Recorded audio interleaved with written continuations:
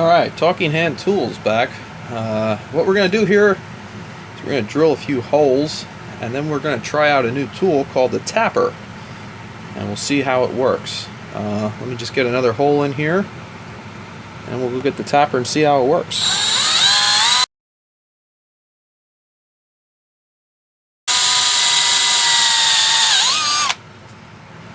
Alright, so here we go. Never used this thing before ever. We will see how it works. It could be Snapsville for this tap, or it could work beautifully. I have no idea. First time I've ever used one of these. Alright, here we go.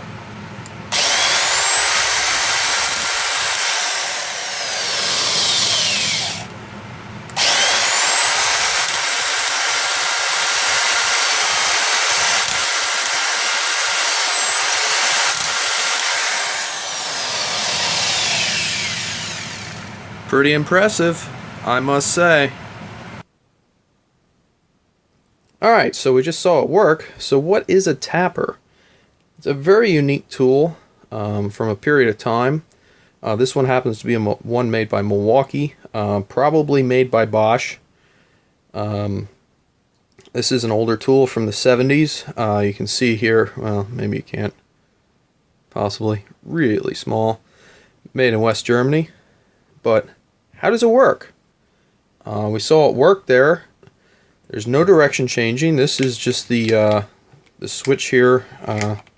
Just maintains things on. OSHA loves that. But so how does this work? It's a pretty neat tool. It's got a very in-depth gearbox here.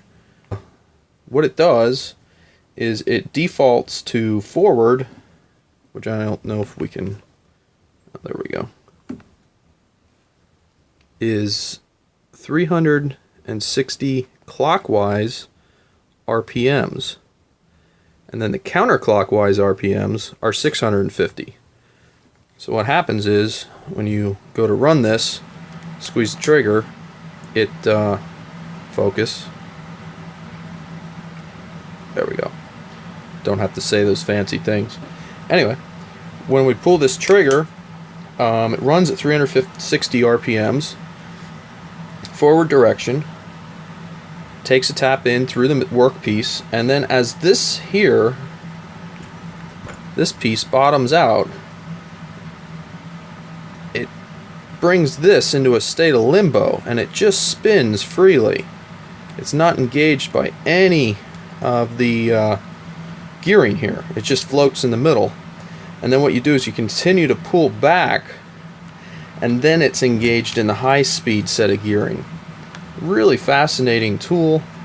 We saw it there.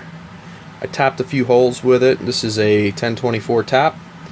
We drilled the number 25 drill hole for it, and it worked great. So the way this chuck works, yeah, 3/16 flat blade screwdriver, calibrated. I didn't really crank up on it too hard, so I didn't want to mess things up.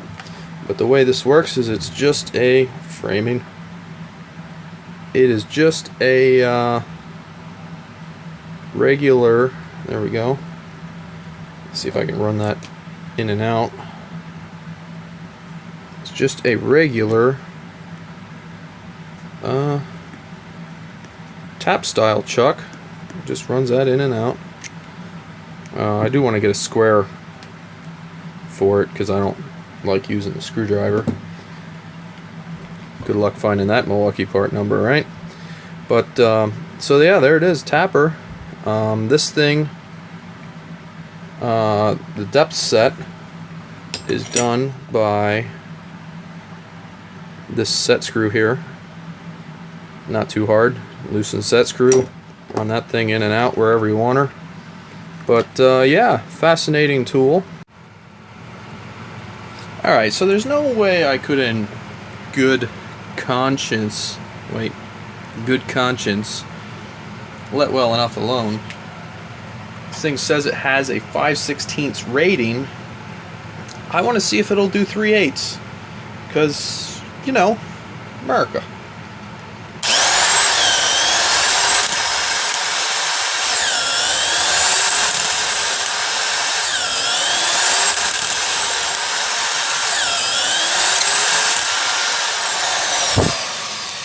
See what you get when you don't tighten it all the way?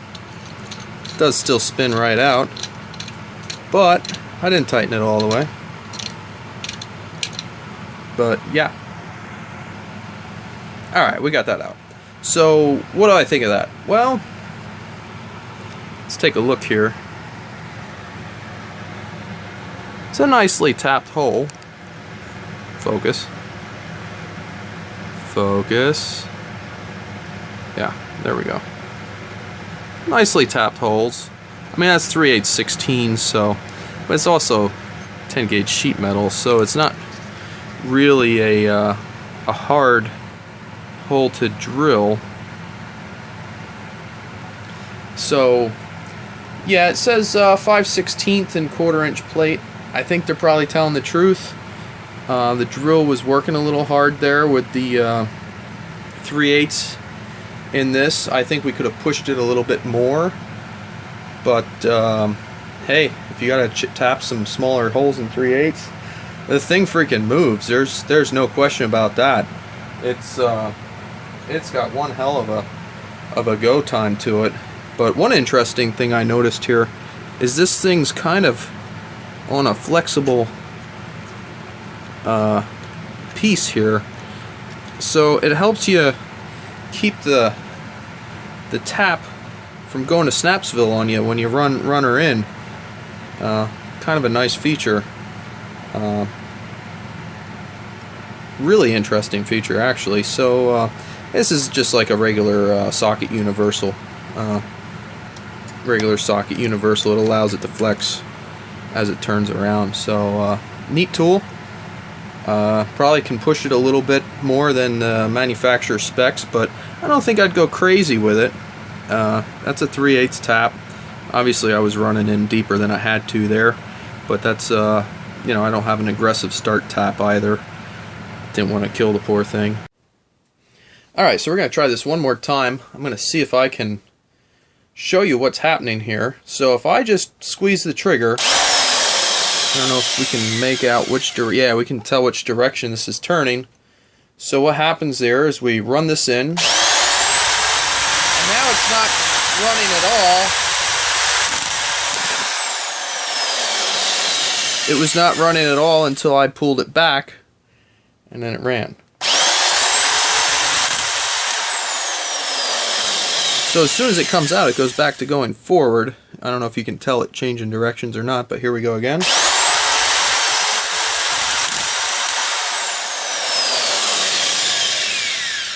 Very quick acting gearbox. Alright, welcome back. Today is yesterday's tomorrow, and I had a little think about this last night, and I think I'd like to try another experiment with a little bit of a different getup. We'll drill some more holes here, and we'll see what we can do.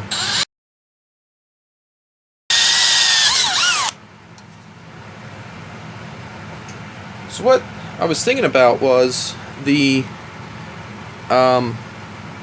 here's the getup. The tapper uses a similar tool as this Impact Universal. Then this is just a regular 3/8 tap head. And there's the same 1024 tap we saw yesterday. And then this is a socket adapter and a powered screwdriver. Approximately the same speed as what we saw yesterday. So let's just get some of that spray stuff on there, some blue courage, and let's see if I can snap a tap. What I'm hoping is, yeah, so even if I hold this on an angle, the tap wants to drive itself in. I don't know if we can see that. Yeah, the tap wants to drive itself in straight, so I can be on an angle. That's to exaggerate it. But, yeah. Starting it's a little weird. But once you get her started. And that's not overly surprising.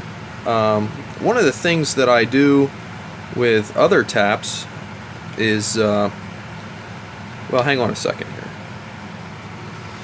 Okay, so that's not overly surprising because one of the things that I like to do with this type of tap.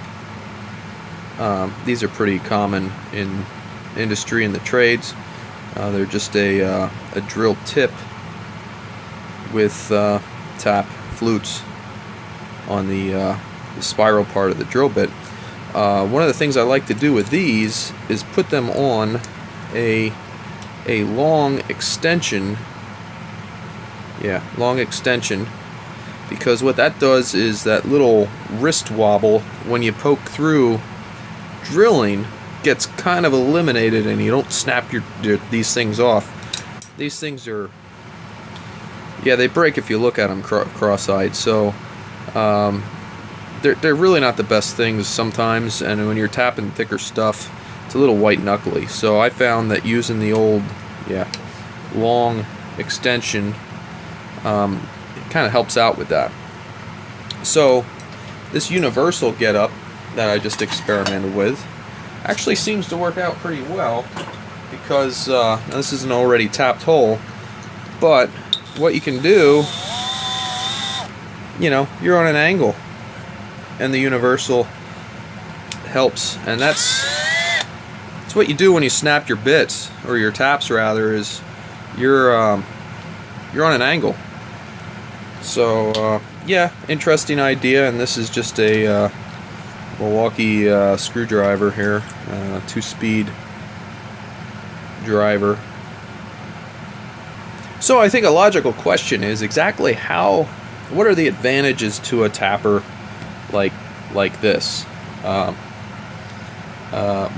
are the advantages? And it's speed. I mean, this thing is incredibly fast.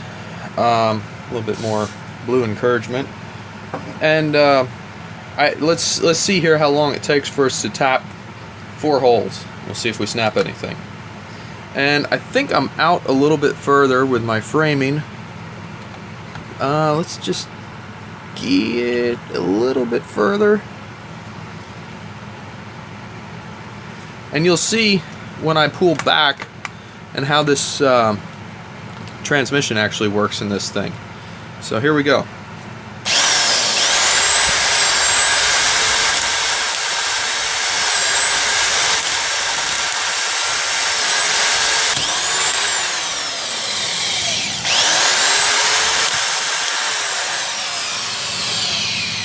So you can see that's super quick, super efficient, and the fact that you don't have to stop, change directions, and, you know, considering that this is a tool that was designed and sold in the 1970s, maybe designed in the 60s, really beneficial. Okay, so at some point I am going to completely tear this thing down and go over it, but if you can see here, this plastic trim isn't closed quite right, and it's got this stylish gray computer-esque cord on it. So I'm a little curious to see what horrors lie beneath the covers of this thing, just because it's obvious somebody else has been into it at some point in its time. So let's just take some screws out here, and we'll see what's inside. Alright, so what lies beneath here? Okay. So, looks like that's held in. Maybe a screw into that, holding that. Showing this is the 110 volt version. Being from Europe, very likely has a 240 or 230 volt counterpart. And here we can see there's our horror of horrors.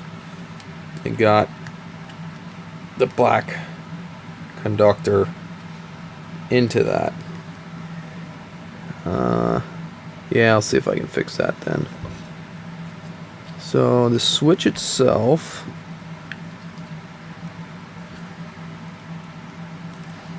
not a name I recognize, but probably from Europe. Got a nice snap action to it. No bellows or anything like that, but not too bad. Okay, so I happen to have another cord around here, And I think I'm going to replace the cord on this. So what we'll do is we'll take these two wires off here. If I was leaving this apart for any amount of time, I would take note of which one of these was where, because confusion sets in awfully quickly. You can see this is kind of a crappy way of doing things here. That's really not nice. You can just pull it right apart. That was just taped up with a piece of cord. So we'll make this a little bit nicer. Take this all apart. Get the screws out. These screws feel like they're just into plastic molding. Not really the greatest way of fixing things, but I mean it's obviously worked. I might reuse this boot. Not a talking boot, but a boot. Yeah, let's see what we got here. Okay. There's the strain relief. There's our cord ends. I mean, nothing really wrong with this cord. It's just it's not tool cord. It's awfully stiff. I mean, it works, but I happen to have. I don't think I'm going to be able to reuse this boot. Now that boot's not going to work, so I'll reuse the old one. But I have this tool cord, which is much nicer, more flexible, being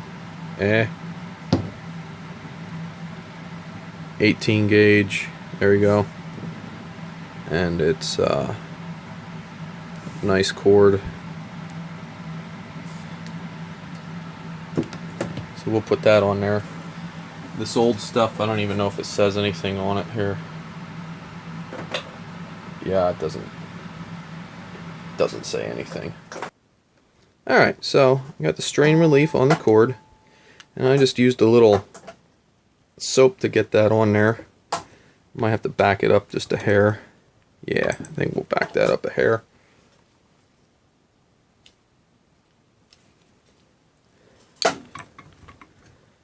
Just to get a decent grip on that. Just like that. Then these are machine screws. They're not even plastic screws, but I'm assuming that's the original part that they used. So this clamp, it appears as though the strain relief is retained by the clamshell of the case, or the handle rather, and then this this wire clamp just clamps down on the outer jacket of the cable feeding this. So there we go, we're reclamped. Okay, so I did a little digging here, and it appears as though the ground cable comes all the way up to this screw. I'm not sure exactly how they're grounding the casement with that, but I guess we'll find out, right? Not that screwdriver. Yeah, that'll work. There's no fastener behind. Okay. So it looks like there's a piece of metal inside the looks like there's a piece of metal inside of the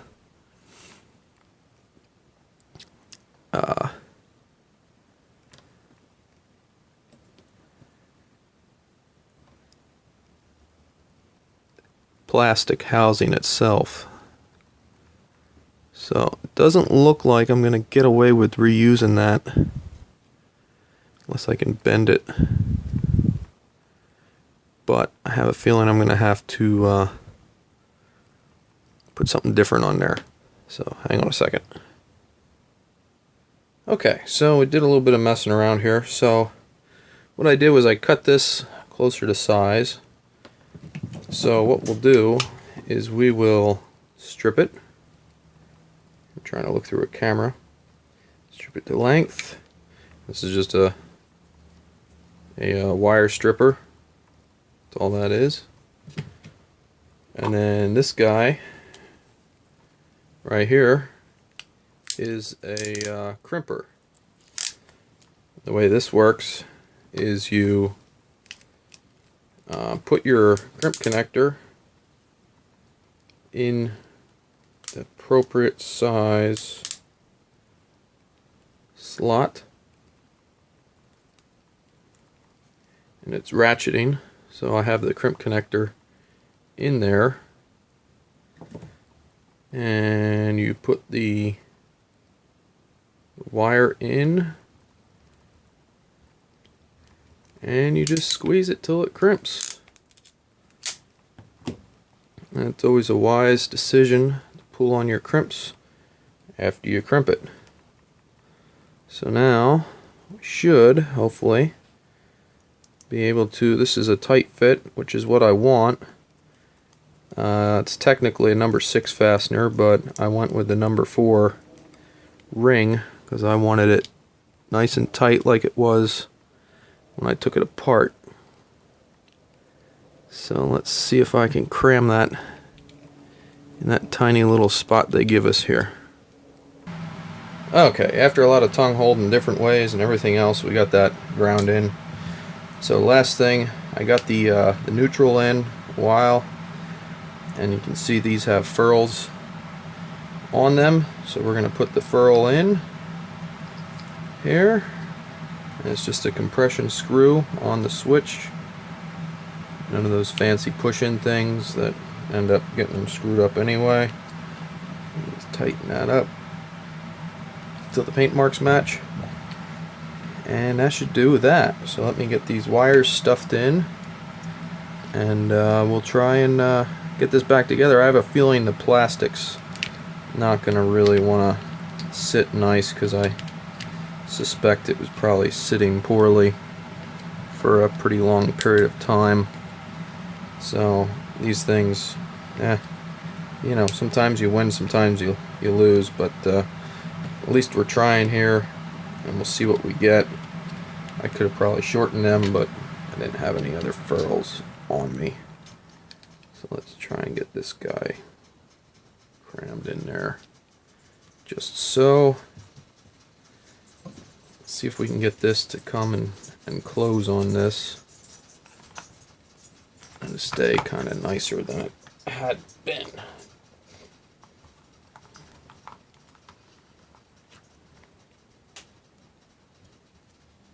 Now the ground is being a little bit of a bastard. Okay, there we go.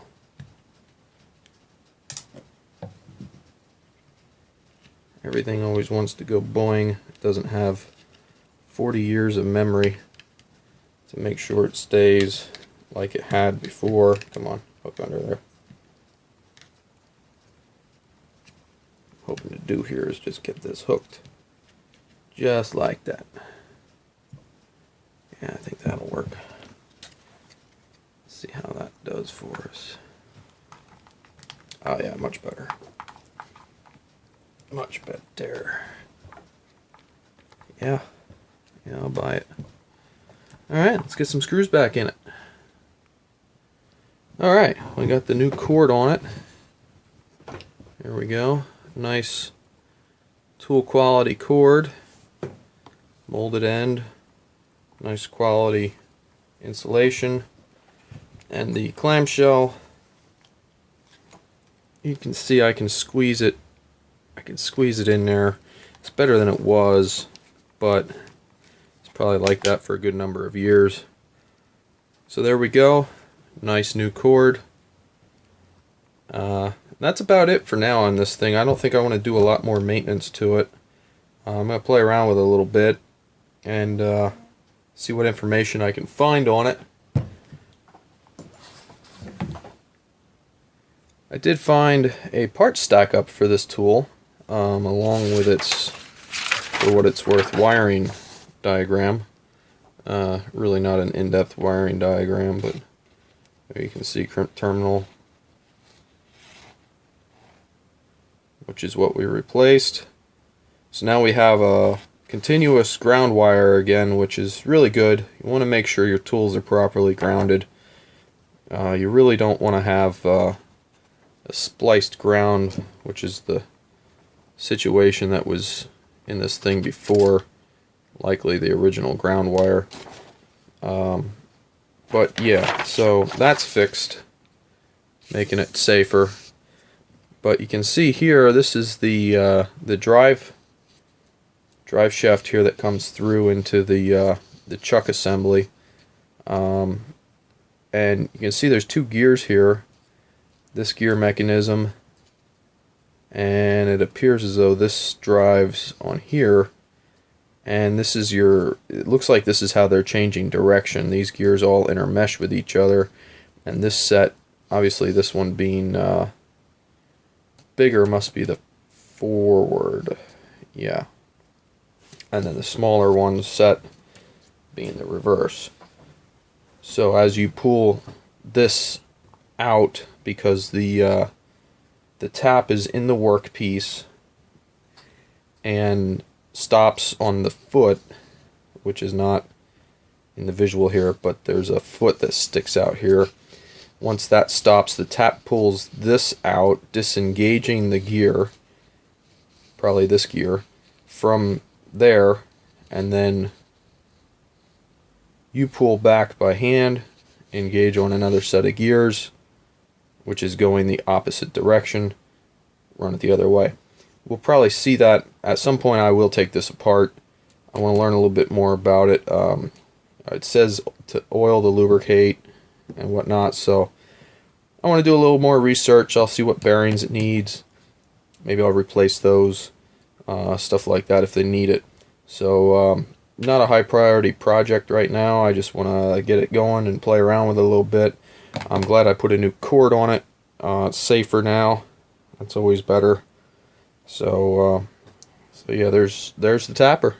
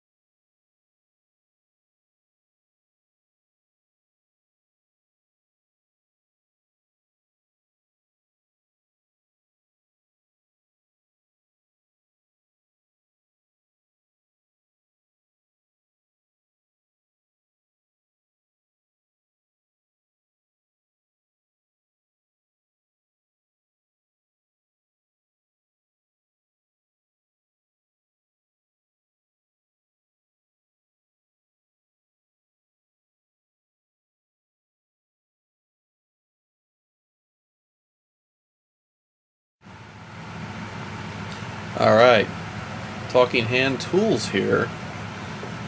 Playing around with a new project. See what happens.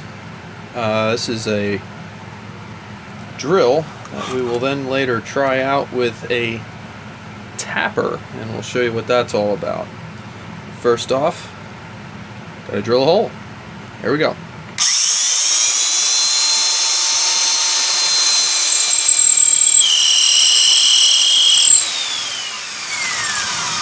Maybe with a real drill bit. This drill bit sucks.